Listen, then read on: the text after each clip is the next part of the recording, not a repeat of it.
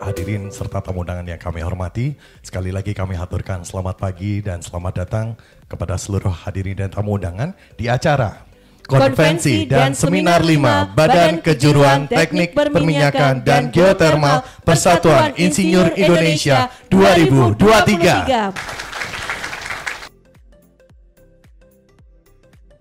Menyanyikan lagu kebangsaan Indonesia Raya.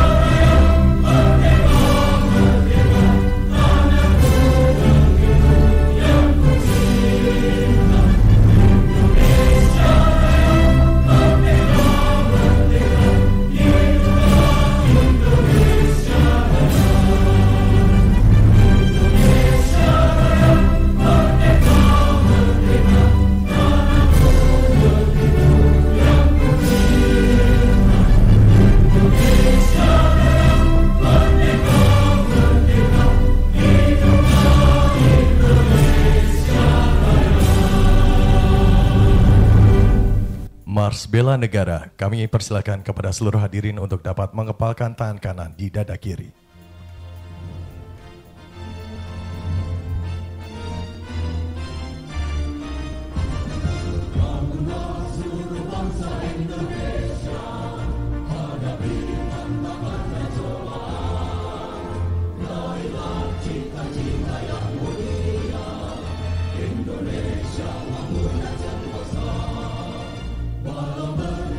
Suku dan agama, ragam budaya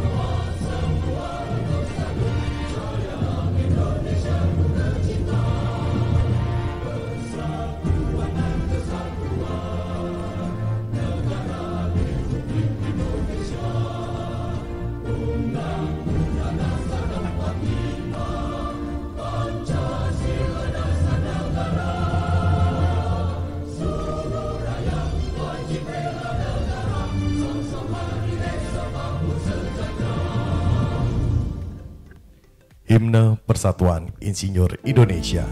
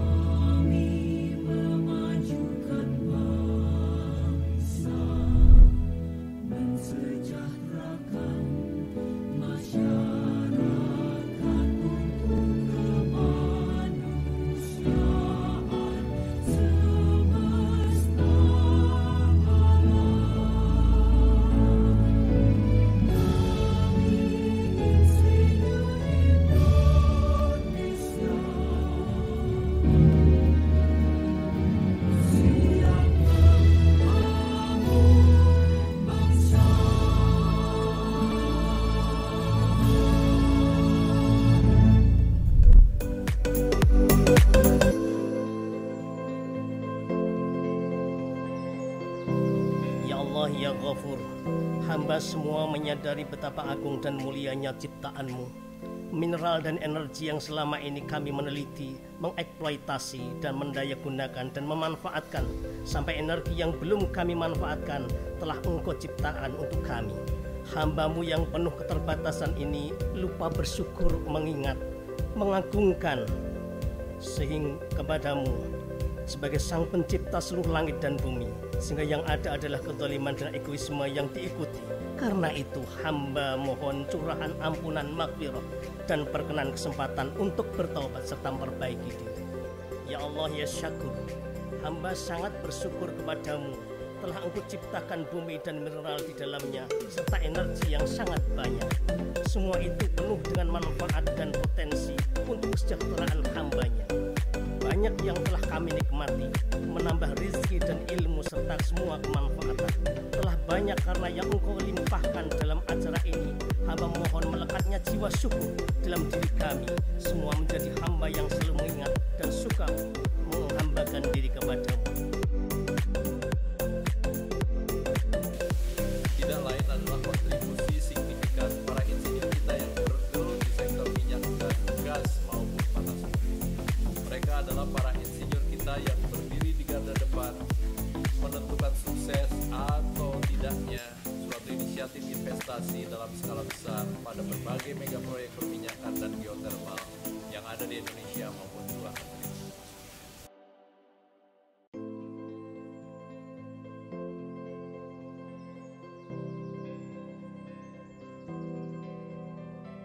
PII Jaya Jaya Jaya. Kami ucapkan selamat datang bagi peserta konvensi dan seminar 5 DKDI PII.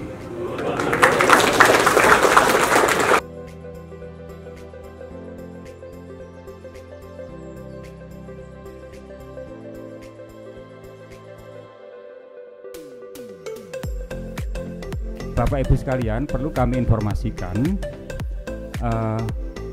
kami sebenarnya UPN Veteran Yogyakarta telah beberapa kali di waktu-waktu terakhir ini melaksanakan kegiatan yang kurang lebih itu terkait dengan tema ini yang kita selenggarakan bersama SKK Migas dan teman-teman dari Kementerian SDM, kemudian dari Pertamina.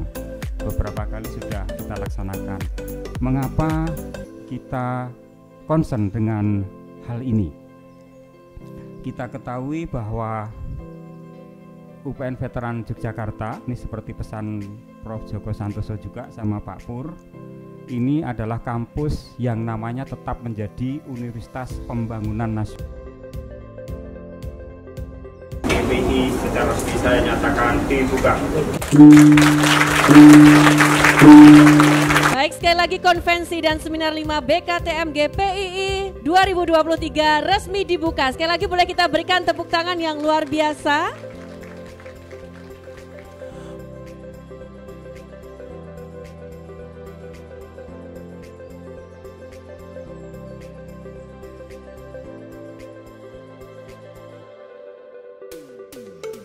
Oleh sebab itu kita itu harus punya sertifikat untuk menjadi insinyur.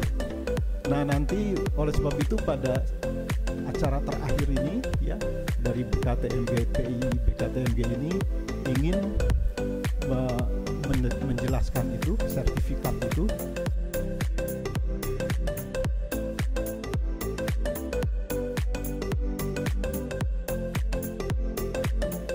Gas di Indonesia selalu ada ikutan CO2, sehingga kita harus handle menangani CO2 itu agar sumber daya gas, cadangan gas yang ada di bumi pertiwi ini bisa dikembangkan.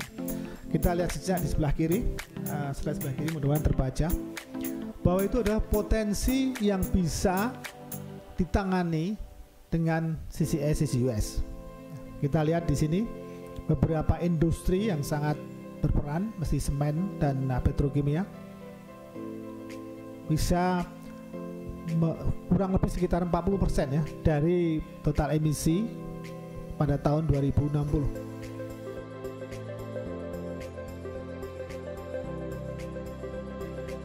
Perkenalkan, nama saya Feni Sadia dari mahasiswa jurusan Teknik Perminyakan UPN Veteran Yogyakarta. Di sini saya izin bertanya, Pak. Pertanyaan saya begini, Pak. Kita tahu CCS, CCUS ini merupakan teknologi yang sangat baik ya, Pak, untuk mendorong terwujudnya transisi energi dan juga net zero emission di 2060. Seperti yang Bapak sampaikan tadi, di tahun tersebut di 2060 dapat mengurangi sekitar 190 juta CO2 per tahunnya. Nah, akan tetapi Pak, seperti yang Bapak sampaikan tadi, pastinya perlu adanya upaya untuk mengidentifikasi resiko terjadinya seperti kebocoran ataupun tadi kontaminasi air tanah ataupun integritas dari lapisan batuannya, Pak. Nah, yang ingin saya tanyakan di sini mengenai bagaimana sih Pak sebenarnya penjelasan lebih lanjut mengenai monitoring menghadapi resiko tersebut agar CO2 yang diinjeksikan ini tuh benar-benar memang tersimpan dengan aman dan juga permanen di bawah permukaan. Perkenalkan, nama saya Zulfikar, betul saya bekerja di BP Indonesia. Mungkin pertanyaan saya singkat aja sih Pak, terkait kedepannya kebijakan pemerintah, terutama mengenai mungkin adik-adik mahasiswa, apakah nanti ada semacam kurikulum khusus mengenai carbon capture ini, karena saya juga background teknik kimia, kemudian belajar sama Profesor Asep juga di Perminyakan ITB. Jadi ini sebenarnya kolaborasi yang baik antara chemical engineer sama petroleum engineer. Jadi apakah ada nanti semacam terobosan dari Kementerian ASDM terkait untuk kurikulum khusus mengenai carbon capture ini? Terima kasih. Terima kasih.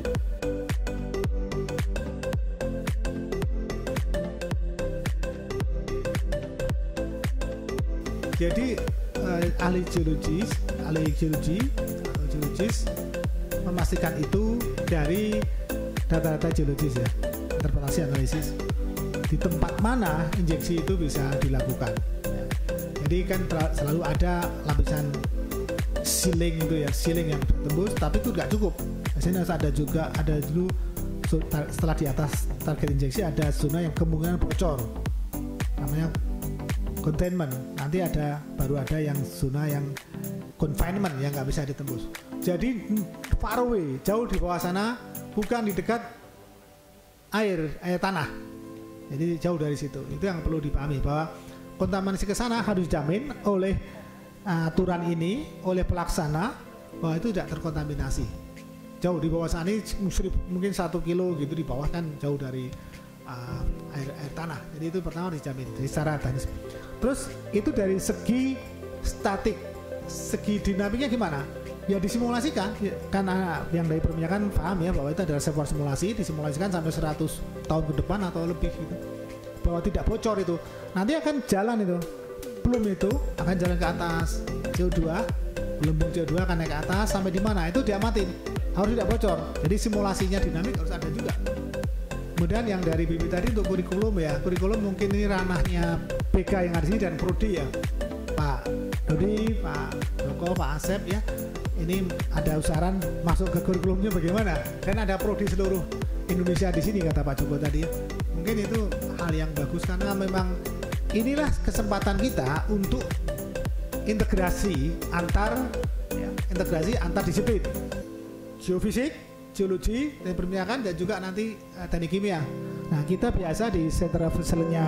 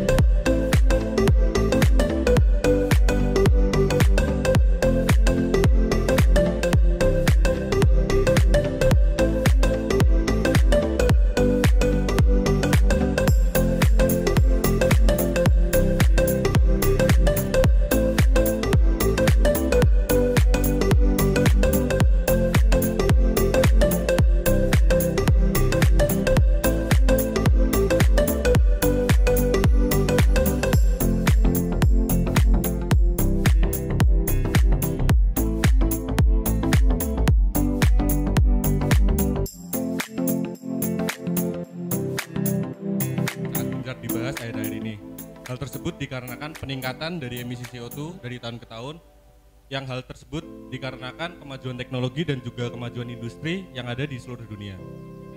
Kemudian adanya carbon tax dan juga Paris Agreement yang dimana Indonesia tergabung di dalamnya. Hal tersebut memaksa Indonesia untuk harus mengurangi emisi karbon dan juga mencapai net zero emission pada tahun 2060. Tapi di sisi lain, Indonesia juga ditekan untuk meningkatkan produksi migas dan juga listriknya karena kebutuhan Indonesia yang terus meningkat. Tetapi di sisi lain, dengan peningkatan produksi, maka peningkatan emisi karbon juga akan terjadi. Oleh karena itu, dibutuhkan solusi untuk dapat menyeimbangkan dengan dapat meningkatkan produksi tetapi juga dapat menjaga emisi karbon agar tidak terlepas ke atmosfer.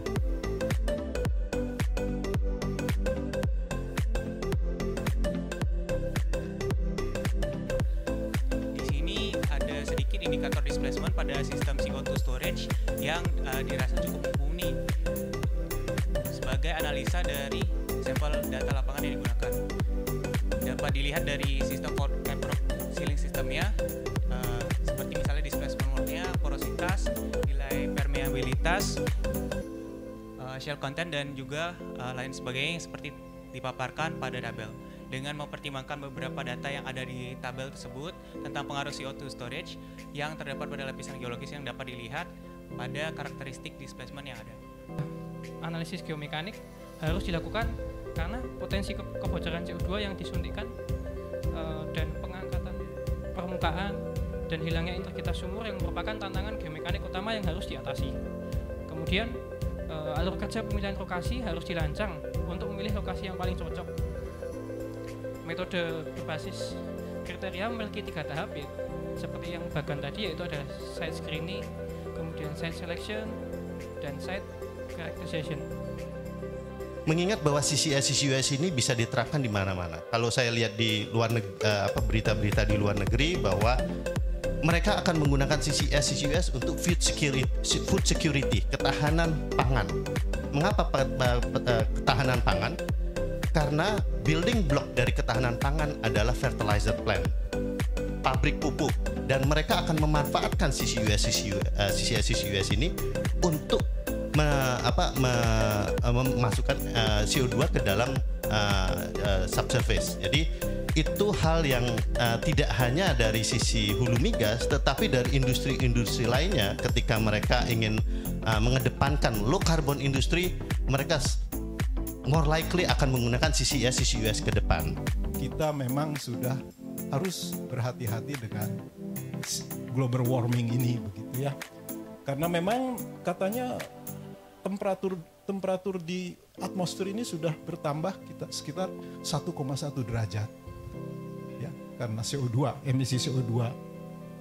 Dan yang paling disalahkan kita. Sehingga kita disebut dirty energy katanya ya. Dirty energy. Oleh sebab itu kita mau menuju green energy ya dengan CCS. Jadi kami tentunya menjaring nanti membuat pengurus kriterianya itu seperti apa.